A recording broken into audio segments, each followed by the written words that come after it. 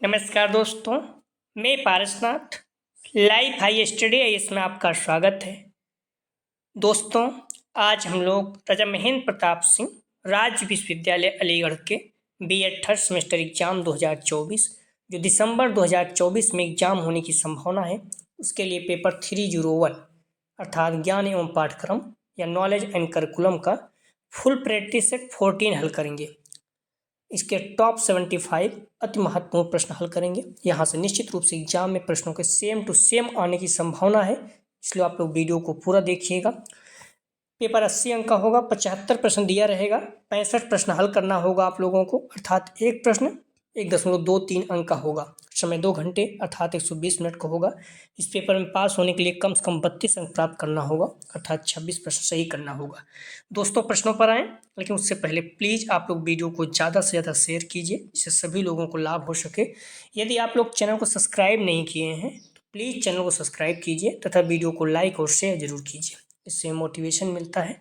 आइए देखते हैं प्रश्नों को। पेपर 301 अर्थात ज्ञान एवं पाठ्यक्रम, इसका फुल प्रैक्टिस सेट 14 हल करेंगे।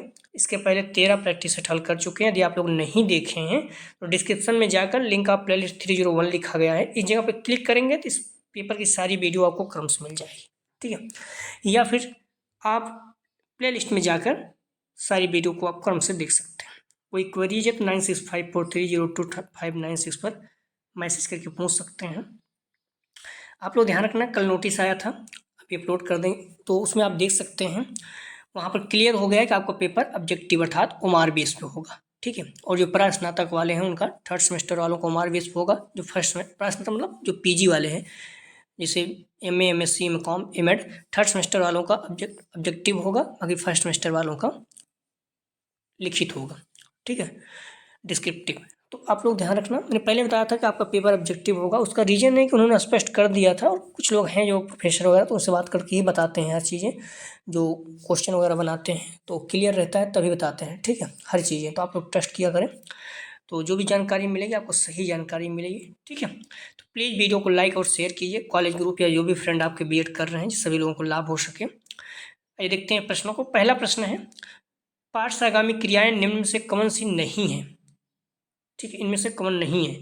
ए एनएसएस, बी स्काउटिंग और guiding, B C red cross, D कक्षा कच्छ क्रियाएं।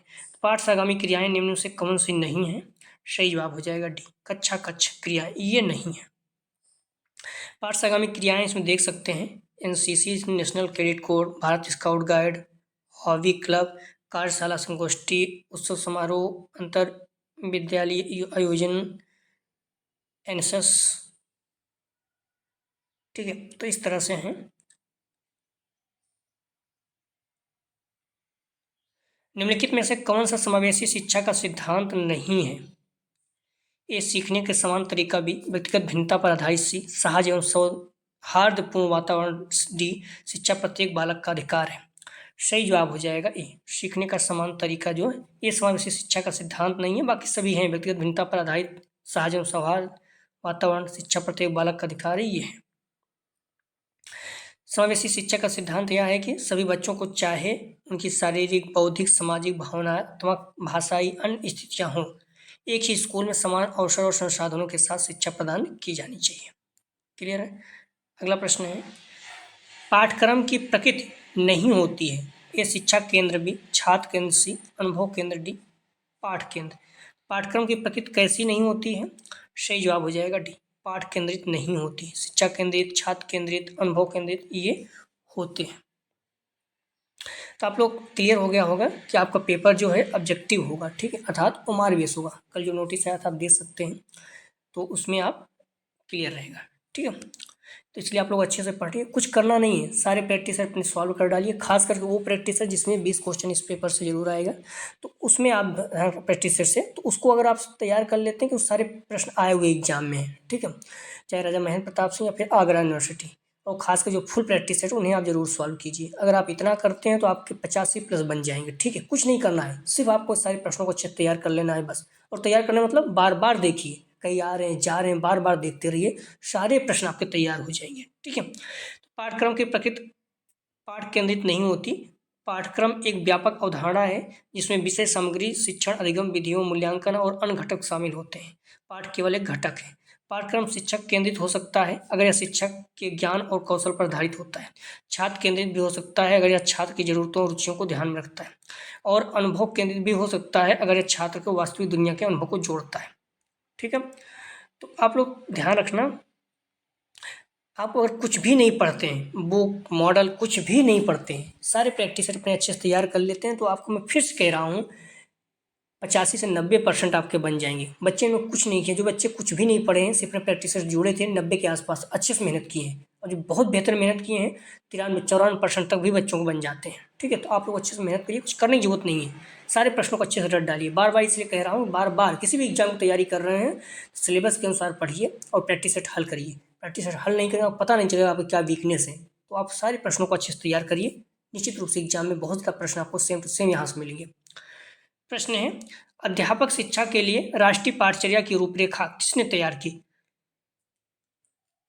ये भारतीय राष्ट्रीय पाठचर्या समिति, राष्ट्रीय अध्यापक शिक्षा आयोग सी, राष्ट्रीय शैक्षिक अनुसंधान और प्रशिक्षण परिषद डी, राष्ट्रीय अध्यापक शिक्षा परिषद। तो अध्यापक शिक्षा के राष्ट्रीय पाठचर्या की रूपरेखा 2009 किसने तैयार की? सही जवाब हो जाएगा डी, राष्ट्रीय अध्यापक शिक्षा परिषद। अध्यापक शिक्षा के लिए राष्ट्रीय पाठचर्या की रूपरेखा 2009 में बल दिया गया कि सक्षम अध्यापक शिक्षकों के पास भविष्य के शिक्षकों के लिए एक प्रभावी शिक्षा और तैयार कार्यक्रम का पेशकश करने के लिए आवश्यक कौशल और साख होनी चाहिए।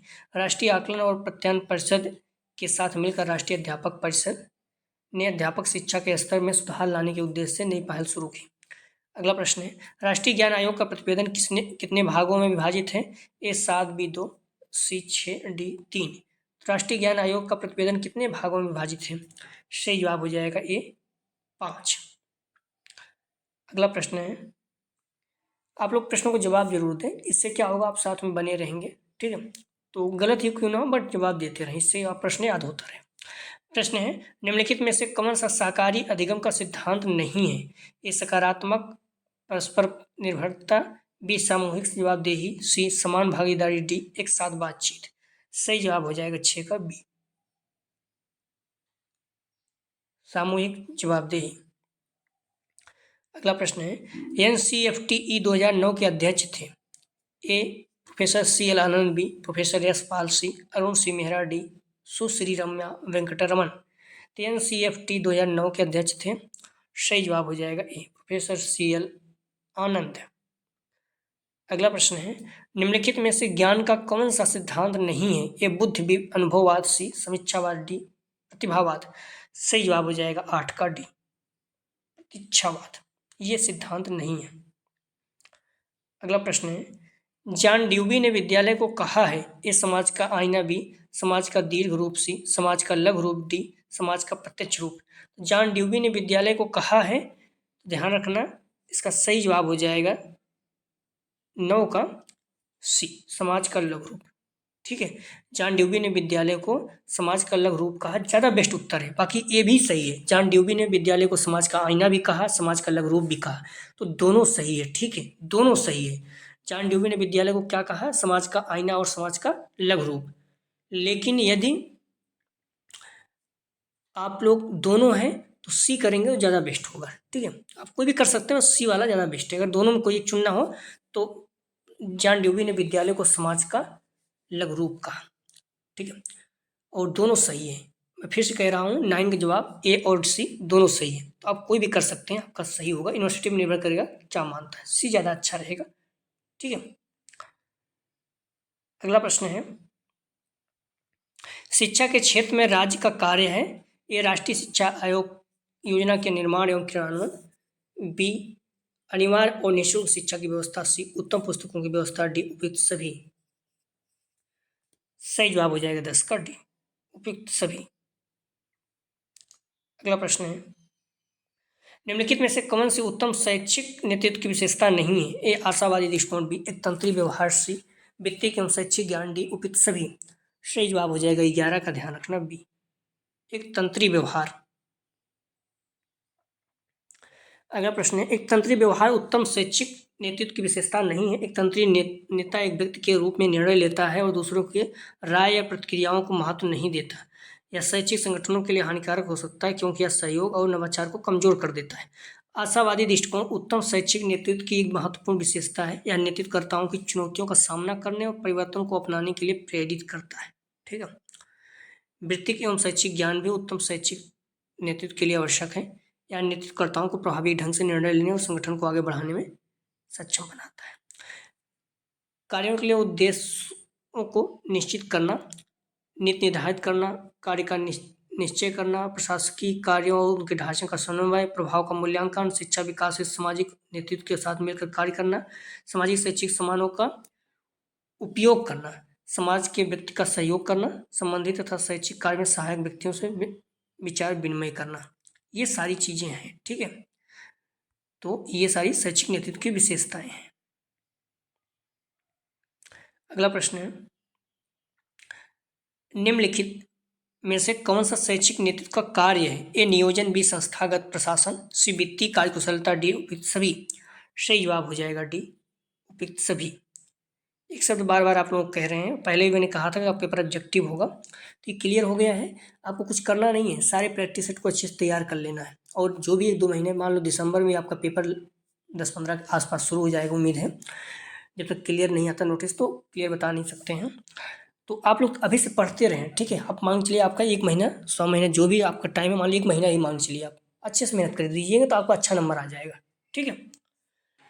प्रश्न है, अधिकारों के अधिकारों के प्रत्यायोजन के संबंध में निम्नलिखित में से कौन सा कथन सत्य नहीं है?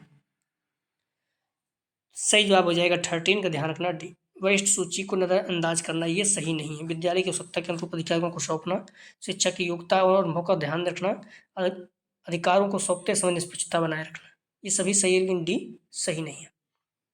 अगला प्रश्न है, शिक्षक की भूमिका होती है ए एक मित्र की, बी एक निर्देशक की, सी एक दार्शनिक की, डी उपयुक्त सभी की। शिक्षक की भूमिका कैसी होती है? सही जवाब हो जाएगा डी सभी के, मित्र की, एक दार्शनिक की, एक निर्देशक की। अगला प्रश्न है, दंड किस प्रकार का पुनर्बलन है? ए विलुप्त, बी नकारात्मक, सी सकारात्मक, डी उपयुक्त कोई नहीं। सही जवाब हो जाएगा डी, इनमें से कोई नहीं। दंड किस प्रकार का पुनर्बलन है? तो इनमें से कोई नहीं है, विलुप्त, नकारात्मक, सकारात्मक, ये सब। ठीक है। पुनर्बलन एक प्रकार का सिद्धांत है जो किसी व्यवहार के बाद होने वाली घटनाओं के आधार पर उस व्यवहार की संभावनाओं को प्रभावित करता है। ठीक है। तो इस चीज को आप ध्यान रखना। दंड किस प्रकार का पुनर्बलन है? तो इसमें से कोई नहीं। दंड एक प्रकार का सीखने का सिद्धांत है जो व्यवहार के बाद होने वाली घटनाओं के आधार पर व्यवहार की संभावनाओं को प्रभावित करता है। सकारात्मक पुनर्बलन में किसी व्यवहार के बाद एक सुखद उत्तेजना के प्रस्तुति से उस व्यवहार की संभावना बढ़ जाती है। नकारात्मक पुनर्बलन में किसी व्यवहार के बाद एक अप्रिय उत्तेजना को हटाने से उस व्यवहार की संभावना बढ़ जाती है। विलुप्त होने में किसी व्यवहार के बाद कोई भी परिणाम न होने से उस व्यवहार की संभावना कम हो जाती है। दंड एक प्रकार का सीखने का सिद्धांत है जो किसी व्यवहार के बाद होने वाली अप्रिय घटनाओं के आधार पर उस व्यवहार की संभावनाओं को प्रभावित करता है। दंड के मामले में किसी व्यवहार के बाद एक अप्रिय उत्तेजना की प्रस्तुति से उस व्यवहार की संभावना कम हो जाती है। दंड इस प्रकार दंड पुनर्बलन एक प्रकार नहीं है, बल्कि यह सीखने की एक अलग सिद्धांत है। अगला प्रश्न है, राष्ट्रीय शिक्षा नीति 2020 द्वारा कौन सी शैक्षिक संरचना प्रस्तुत की गई? ए 5+3+3+4, बी 5+3+3+4, सी 5+4+3+3, डी 5+3+4+3। राष्ट्रीय शिक्षा नीति 2020 द्वारा कौन सी शैक्षिक योजना प्रस्तावित की गई? सही जवाब हो जाएगा, ध्यान रखना, ए 5+3+3+4। अगला प्रश्न है, एनसीएफ 2005 की अनुशंसा के अनुसार कक्षा में शिक्षक और छात्रों का अनुपात क्या है? ए 1:2, बी 1:25, सी 1:30, डी 1:35। एनसीएफ 2005 की अनुशंसा के अनुसार कक्षा में शिक्षक और छात्रों का अनुपात क्या है? तो प्राइमरी में अगर देखोगे सही जवाब हो जाएगा 1:30। अगला प्रश्न है, निम्नलिखित में से कौन सा शिक्षण उपागम शिक्षक केंद्रित है? ए दल शिक्षण, बी सहकारी अधिगम, सी सहयोगात्मक अधिगम, डी समकक्षीय शिक्षण। सही जवाब हो जाएगा 18 का ए दल शिक्षण। दल शिक्षण एक शिक्षक केंद्रित उपागम है। ठीक है, इस चीज को ध्यान रखना। इसमें जो प्रश्न है आपको क्या पूछा है, कौन सा शिक्षण उपागम शिक्षक केंद्रित है? दल शिक्षण। ठीक है, तो दल शिक्षण एक शिक्षक केंद्रित उपागम है। इस उपागम में शिक्षक छात्रों को छोटे समूह में विभाजित करते हैं और प्रत्येक समूह को एक विशिष्ट कार्य सौंपता है। शिक्षण समूहों की गतिविधियों को देख रेख करता है और उन्हें आवश्यक निर्देश और सहायता प्रदान करता है। शाकाहारी अधिगम, सहयोगात्मक अधिगम और समकक्षीय शिक्षण सभी छात्र केंद्रित उपागम शिक्षण उपागम है। इन उपागमों में छात्रों को अधिक स्वतंत्रता और जिम्मेदारी दी जाती है। छात्रों को एक साथ काम करने और दूसरे से सीखने के लिए प्रोत्साहित किया जाता है। अगला प्रश्न है, निम्नलिखित में से कौन सा एनसीएफ 2005 का मार्गदर्शन सिद्धांत नहीं है? सही जवाब हो जाएगा 19 का सी। यह सुनिश्चित करना कि बच्चे पाठ्यपुस्तक का पूरी तरह से अध्ययन करें। एनसीएफ पाठ्यक्रम विकास के लिए 5 मार्गदर्शक सिद्धांत प्रस्तावित किया गया है। विद्यालय से बाहर के जीवन से ज्ञान को जोड़ना, यह सुनिश्चित करना कि अध्ययन सीखने के तरीके से दूर हो रहा है। पाठ्यक्रम को बालक के सर्वांगीण विकास के लिए समृद्ध करना, परीक्षाओं को अधिक लचीला बनाना और कक्षा जीवन के साथ उन्हें एकीकृत करना, देश के लोकतांत्रिक राजनीति के भीतर चिंताओं को ध्यान रखते हुए एक अप्रत्याशित पहचान का पोषण करना। अगला प्रश्न है, नेतृत्व वह शैली है जिसमें सारे अधिकार एक ही व्यक्ति में होता है। ए निरंकुश शैली, बी प्रजातांत्रिक शैली, सी निर्वात शैली, डी संस्थागत शैली। सही जवाब हो जाएगा ए निरंकुश शैली। अगला प्रश्न है, भारतीय संविधान की कौन सी अनुसूची में भाषा को सम्मिलित किया गया? ए 5, बी 6, सी 7, डी 8। सही जवाब हो जाएगा डी 8। भारतीय संविधान की 8वीं अनुसूची भारत के गणराज्य की आधिकारिक भाषाओं को सूचीबद्ध करती है। 8वीं अनुसूची में 22 भाषाएं हैं। ठीक है, ध्यान रखना, आप लोग पूछ सकता है। अगला प्रश्न है, पाठ्यक्रम के मनोवैज्ञानिक निर्धारक नहीं है। ए व्यक्तिगत भिन्नता, बी अभिप्रेरणा, सी परिपक्वता, डी नियोजन। सही जवाब हो जाएगा 22 का डी नियोजन। अगला प्रश्न है, निम्नलिखित में से कौन सा ज्ञान का स्रोत है? ए अंतःप्रज्ञा, बी इंद्रिय अनुभव, सी तर्क, डी उपयुक्त सभी। सही जवाब हो जाएगा डी उपयुक्त सभी। अगला प्रश्न है, जिसके पास सच्चा ज्ञान है वह सद्गुणों के अतिरिक्त अन्य कुछ नहीं हो सकता। किसने कहा? ए जॉन लॉक, बी अरस्तू, सी सुकरात, डी स्पेंसर। सही जवाब हो जाएगा सी सुकरात। अगला प्रश्न है, सूचना के संबंध में निम्नलिखित में से कौन सा कथन सत्य नहीं है, मतलब गलत है? ए सूचना किसी व्यक्ति अथवा वस्तु के संबंध में प्रस्तुत डेटा है। बी सूचना को आसानी से हस्तांतरित किया जा सकता है। सी प्रत्येक सूचना आवश्यक रूप से ज्ञान होती है। डी सूचना को पुनरुत्पादित किया जा सकता है। सही जवाब हो जाएगा 25 का, ध्यान रखना सी प्रत्येक सूचना आवश्यक रूप से ज्ञान होती है, ये सही नहीं है। अगला प्रश्न है, हाउ वी थिंक पुस्तक के लेखक कौन है? ए John ड्यूबी, B Spencer, C David ऑशवेल, D JS. Brunner. सही जवाब हो जाएगा ए जॉन ड्यूबी। अगला प्रश्न है, अनुभववाद के अनुसार ज्ञान का स्रोत कौन सा है? ए तर्क, बी प्रयोग, सी संवेदी अनुभूत, डी अंतर्ज्ञान। सही जवाब हो जाएगा 27 का सी संवेदी अनुभूति। अगला प्रश्न है, निम्नलिखित में से कौन सा ज्ञान के संचरण का प्रकार है? ए सकारात्मक संचरण, बी नकारात्मक संचरण, सी शून्य संचरण, डी उपयुक्त सभी। सही जवाब हो जाएगा 28 का डी उपयुक्त सभी।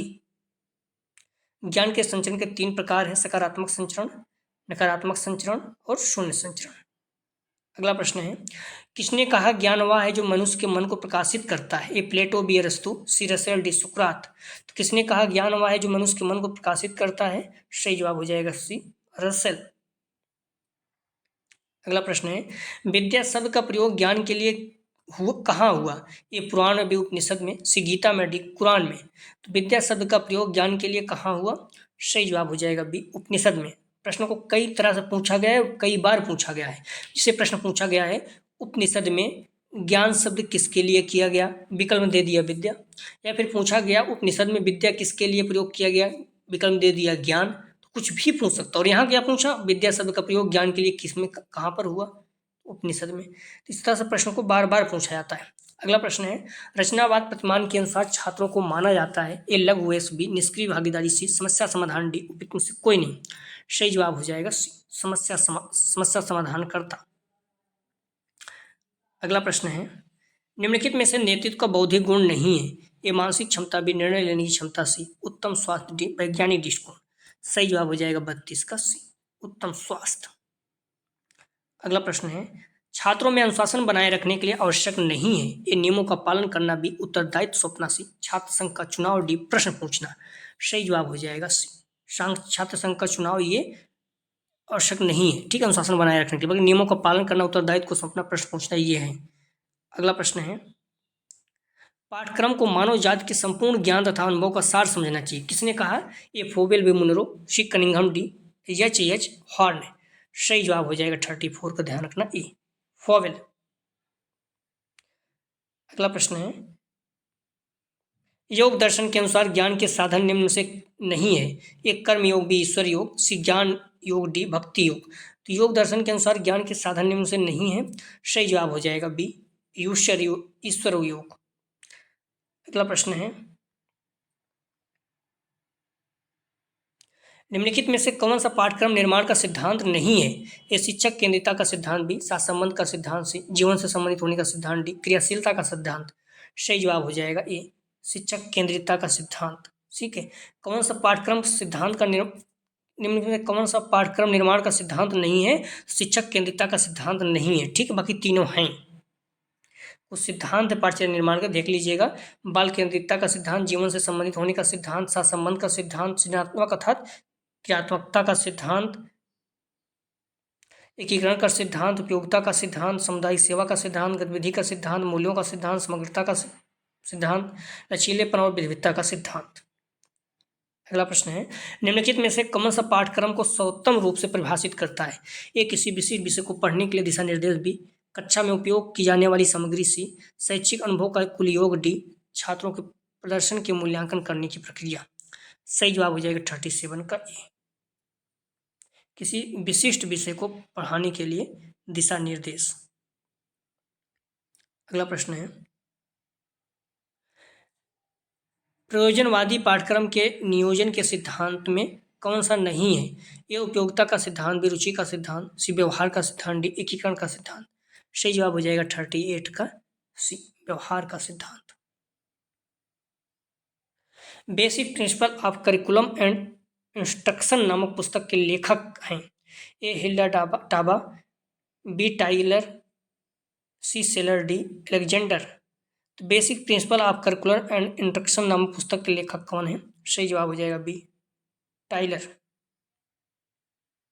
सत्यम, शिवम तथा सुंदरम का प्रत्येक कौन से दर्शन ने दिया? ए प्रकृतिवाद, बी आदर्शवाद, सी प्रयोजनवाद, डी यथार्थवाद। सही जवाब हो जाएगा बी आदर्शवाद। अगला प्रश्न है,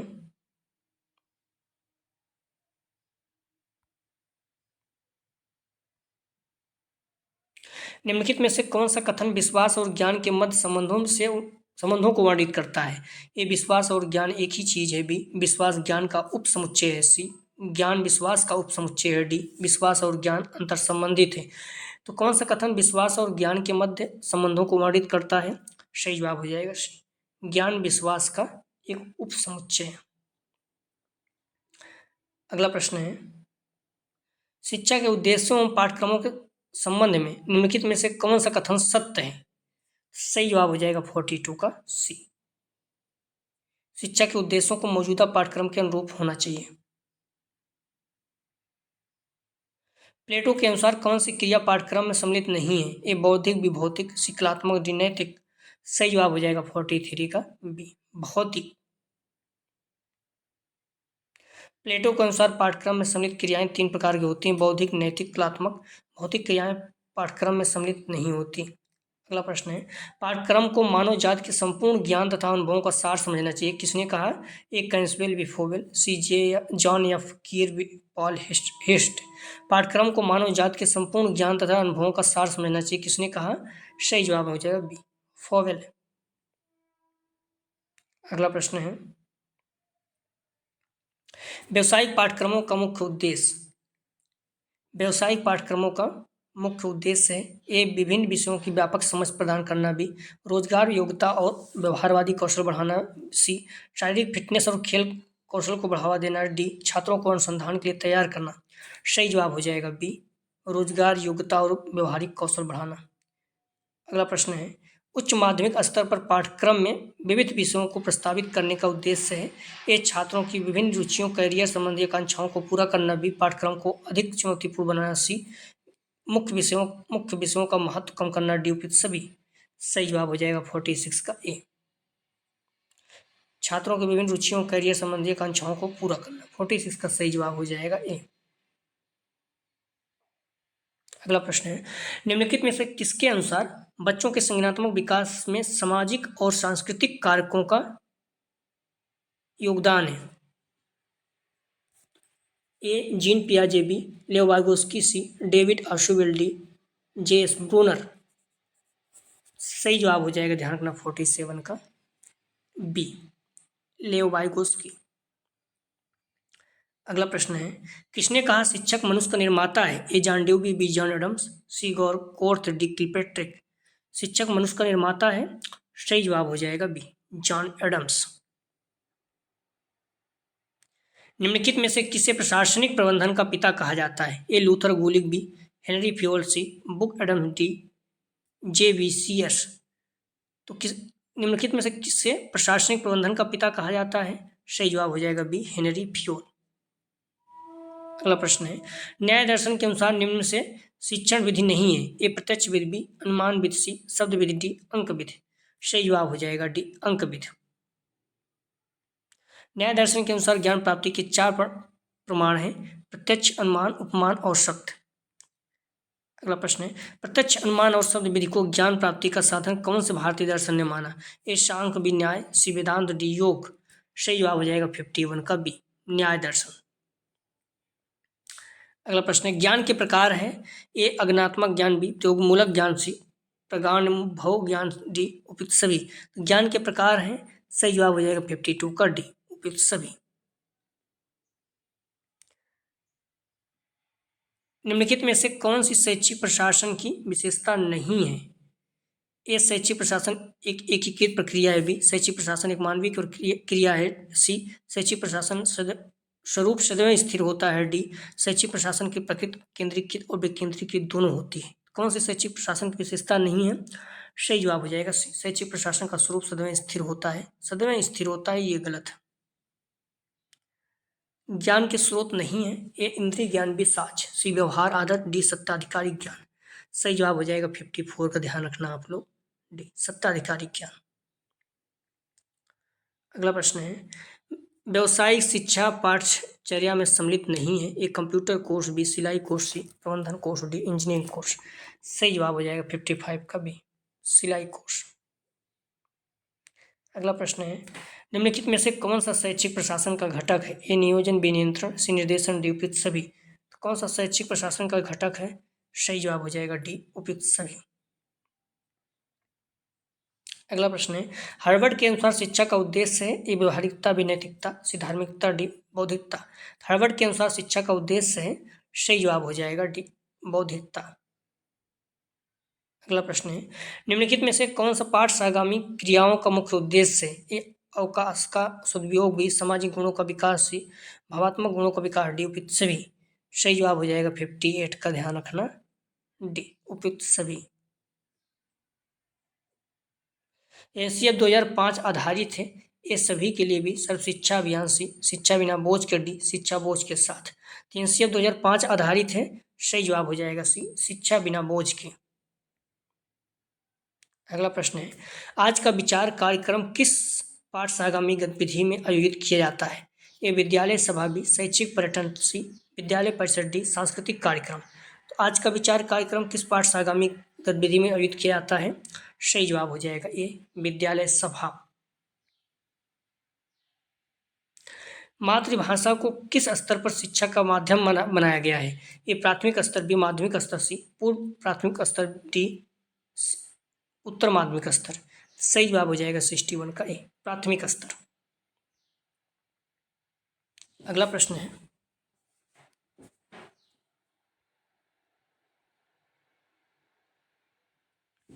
निम्नलिखित में से मातृभाषा के संबंध में कौन सा कथन सत्य नहीं है, मतलब गलत है? तो ए, मातृभाषा और विचारों में टूट संबंध होता है, बी, स्वतंत्र चिंतन और व्यक्ति सहायक, सी, सामाजिक अंतःक्रिया में बाधक, डी, मातृभाषा संस्कृत का संरक्षण करती है। तो मातृभाषा के संबंध में कौन से कथन सत्य नियम लोग गलत हैं? सही जवाब हो जाएगा सामाजिक अंतःक्रिया में बाधक है मातृभाषा, ये गलत है। अगला प्रश्न है, कौन सा अनुशासन का प्रारूप नहीं है? ए दमनात्मक, बी प्रभात्मक, सी कलात्मक, डी मुक्तात्मक। सही जवाब हो जाएगा 63 का सी कलात्मक। अगला प्रश्न है, शारीरिक दंड के संबंध में निम्नलिखित में से कौन सा कथन सही है? ए उचित शिक्षा के लिए हमेशा प्रभावी, बी उचित शिक्षा के लिए कभी कभी प्रभावी, सी उचित शिक्षा के लिए पूर्णतः प्रभावी, डी उनमें से कोई नहीं। सही जवाब हो जाएगा 64 का सी उचित शिक्षा के लिए पूर्णतः प्रभावी। अगला प्रश्न है, माध्यमिक स्तर पर पाठचर्या का क्षेत्र नहीं है। ये शिक्षा प्रक्रिया के व्यवस्थीकरण, बी क्षेत्रीय विकास, से मनोरंजन का विकास, डी नागरिकों का निर्माण। सही जवाब हो जाएगा सी मनोरंजन का विकास। अगला प्रश्न है, पाठचर्या का कौन सा प्रकार गांधी जी के बुनियादी शिक्षा सिद्धांत पर आधारित है? ए शिल्पकला केंद्रित पाठचर्या, बी परंपरागत पाठचर्या, बी सी मूल पाठचर्या, डी विषय केंद्रित पाठचर्या। सही जवाब हो जाएगा 66 का ए शिल्पकला केंद्रित पाठचर्या। अगला प्रश्न है, सूचना शब्द किस शब्द से लिया गया है? A forma, B formatia, D C from, D for. सूचना शब्द किस शब्द से लिया गया है? सही जवाब हो जाएगा 67 का बी फॉर्मेटिया। आप लोग निवेदन है कि प्लीज वीडियो को लाइक और शेयर कीजिए, जिससे सभी लोगों को लाभ हो सके। ठीक है। सूचना शब्द का मूल शब्द लैटिन भाषा फॉर्मेटिया है, जिसका अर्थ है आकार देना, स्वरूप देना। अगला प्रश्न है, निम्नलिखित में से कौन सा छात्रों में अनुशासनहीनता का कारण नहीं है? ए दोषपूर्ण शिक्षा प्रणाली, बी अध्ययन में पर्याप्त रुचि का अभाव, सी राजनीतिक हस्तक्षेप, डी अनिश्चित भविष्य का भय। सही जवाब हो जाएगा 68 का ध्यान रखना सी राजनीतिक हस्तक्षेप। अगला प्रश्न है, शरीर, मन और आत्मा तीनों के विकास पर समान बल किसने दिया? ए शंकराचार्य, विवेकानंद, सी महात्मा गांधी, डी रविन्द्रनाथ टैगोर। शरीर, मन और आत्मा तीनों के विकास पर समान बल किसने दिया? सही जवाब हो जाएगा 69 का सी महात्मा गांधी। आप लोग ध्यान रखना, मैंने पहले बताया था कि पेपर ऑब्जेक्टिव होगा और अब क्लियर भी हो गया है, चाहे फर्स्ट सेमेस्टर और थर्ड सेमेस्टर। तो आप लोग जो कॉलेज जिसमें पढ़ते हैं, जो फर्स्ट सेमेस्टर बच्चे, उन्हें भी इस चैनल के बारे में बताइए, और जो फर्स्ट ईयर के सारी प्रैक्टिस पढ़े हुए 2023 को आज भी उतनी महत्वपूर्ण है, तो सॉल्व करें वो लोग। ठीक है, प्लीज़ वीडियो को लाइक और शेयर कीजिए, सभी लोगों को लाभ हो। निम्नलिखित में से कौन सा अनुशासनहीनता के निवारण का आयाम नहीं है? सकारात्मक आयाम, बी निवारण आयाम, सी सुधारात्मक आयाम, डी दंडात्मक आयाम। सही जवाब हो जाएगा 70 का डी दंडात्मक आयाम। अनुशासनहीनता के निवारण के 3 आयाम हैं। निवारक आयाम, इस आयाम में अनुशासनहीनता के कारणों की पहचान करके उन पर रोकथाम के उपाय किया। सुधारात्मक आयाम, इस आयाम में अनुशासनहीनता के कारणों की पहचान कर उनका समाधान किया जाता है। सकारात्मक आयाम, इस आयाम में अनुशासनहीनता को रोकने के लिए सकारात्मक प्रोत्साहन का उपयोग किया जाता है। चौथा, दंडात्मक आयाम, अनुशासनहीनता को रोकने के लिए एक तरीका है, लेकिन यह एक सकारात्मक तरीका नहीं है। अगला प्रश्न है, मूल प्रवृत्तियों का शोधन किसका लक्ष्य है? ए मैकडूगल, बी लेमार्ड, सी वोल्टेयर, डी रॉस। मूल प्रवृत्तियों का शोधन शिक्षा का लक्ष्य है। सही जवाब हो जाएगा ए मैकडूगल। मैकडूगल ने मूल प्रवृत्तियों को जन्मजात जैविक रूप से निर्धारित शक्तियां माना जो मानव व्यवहार को प्रेरित करती है। उन्होंने शिक्षा के लक्ष्य को मूल प्रवृत्तियों का शोधन और विकास बताया है। अगला प्रश्न है, निम्नलिखित में से कौन सा पाठ्यक्रम का मूल घटक नहीं है? ए पाठ्यवस्तु, बी मूल्यांकन रणनीतियां, सी शिक्षण विधियां, डी स्कूल सुविधाएं। सही जवाब हो जाएगा डी स्कूल सुविधाएं। पाठ्यक्रम के मूल घटक हैं पाठ्यवस्तु या वह ज्ञान, कौशल और दृष्टिकोण है जिसे छात्रों को सीखना है। मूल्यांकन रणनीतियां, ये रणनीतियां यह सुनिश्चित करने के लिए उपयोग की जाती हैं कि छात्र पाठ्यवस्तु को सीख रहा है। शिक्षण विधियां, ये विधियां शिक्षकों को छात्रों को पाठ्यवस्तु सिखाने में मदद करती हैं।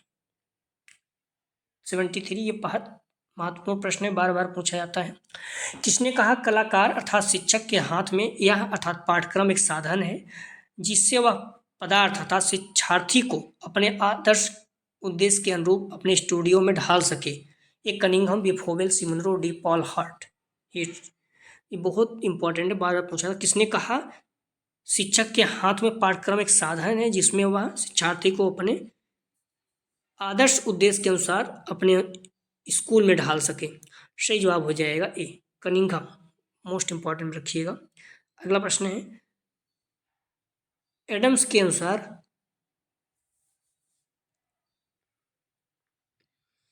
एडम एडम्स के अनुसार शिक्षा के दो ध्रुव या धुरी कौन सी है?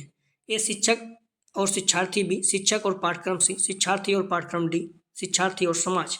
सही जवाब हो जाएगा 74 का ए, शिक्षार्थी और शिक्षा। एडम्स के अनुसार शिक्षा के दो ध्रुव या धुरी कौन सा है? तो शिक्षक और शिक्षार्थी। हालांकि जॉन डेवी ने त्रिध्रुवी बताया, लेकिन एडम्स ने क्या बताया? शिक्षक और शिक्षार्थी दो ध्रुव। भाषा के संबंध में कौन से सही नहीं है? ए पाठचर्या का एक विषय, भी भाषा की प्रकृति अस्थायी होती है, सी संप्रेषण एक साधन, डी बातचीत का एक ढंग। तो सही जवाब हो जाएगा 75 का, ध्यान रखना आप लोग बी। भाषा के संबंध कौन कथन सही नहीं है? भाषा प्रकृति की अस्थायी होती है, गलत है, ठीक है, भाषा बदलती रहती है। तो आप लोग प्लीज़ वीडियो को लाइक और शेयर कीजिए, कॉलेज ग्रुप या जो भी फ्रेंड आपके हैं सभी लोगों को लाभ हो सके। वीडियो को लाइक जरूर किया करें आप लोग। कुछ प्रश्न इसका जवाब आप लोग जरूर दें, एग्जाम में सेम टू सेम आ सकता है। कक्षा में शिक्षक का व्यवहार होना चाहिए, ए मुक्त, बी प्रजातांत्रिक, सी निरंकुशवादी, डी कलनात्मक। अगला प्रश्न है, शिक्षण कौशल के विकास के लिए कौन सी विधि उपयोगी है? ए स्वाध्याय, बी सूक्ष्म शिक्षण, सी अनुकरण, डी इनमें से कोई नहीं। अगला प्रश्न है, ज्ञान प्राप्त करने के पद हैं, ए मनन, बी श्रवण, सी निध्यासन, डी उपरोक्त सभी। अगला प्रश्न है, दर्शन ज्ञान का विज्ञान है या विचार किसने दिया? ए सुकरात, बी अरस्तु, सी फिक्टे, डी फोवेल। अगला प्रश्न है, ब्लूम के अनुसार शिक्षा के उद्देश्य हैं, ए 5, बी 4, सी 3, डी 2। आप लोग ध्यान रखना, डिस्क्रिप्शन में जाएंगे, लिंक आप प्ले 301 है, यहाँ पे क्लिक करेंगे, सारे इस पेपर की सारी वीडियो क्रम्स मिल जाएगी, फिर प्ले स्टोर में जाकर देख सकते हैं, ठीक है। कोई क्वेरीज 9654302596 पर आप मैसेज कर सकते हैं। अगला जो प्रैक्टिस हल करेंगे 15, ये लास्ट रहेगा, ठीक है, 15, उसके बाद फिर हम लोग 302 को हल करेंगे। क्लियर है आप लोग? तो आप लोग प्लीज़ वीडियो को लाइक और शेयर कीजिए और अच्छे से पढ़ते रहिए। आपका क्लियर हो ही गया है कि आपका पेपर जो है ऑब्जेक्टिव होगा, ठीक है। तो इस तरह से आप लोग बेहतर मेहनत करते रहें अच्छे से और पढ़ते रहेंगे अभी से, तो आपके बहुत अच्छे नंबर आएंगे, ध्यान रखना। तो जब अगला हम लोग हल करेंगे पेपर 15 हल करने के बाद 302 विद्यालय प्रशासन एवं प्रबंधन। आप लोग जो फर्स्ट ईयर के बच्चे हैं, आप जिस कॉलेज में पढ़ते हैं वहाँ पर, उनको भी चैनल के बारे में बताइए, मैं विश्वास दिलाता हूँ बहुत अच्छे नंबर आएंगे सभी लोगों के, ठीक है। तो वीडियो देखने के लिए धन्यवाद दोस्तों।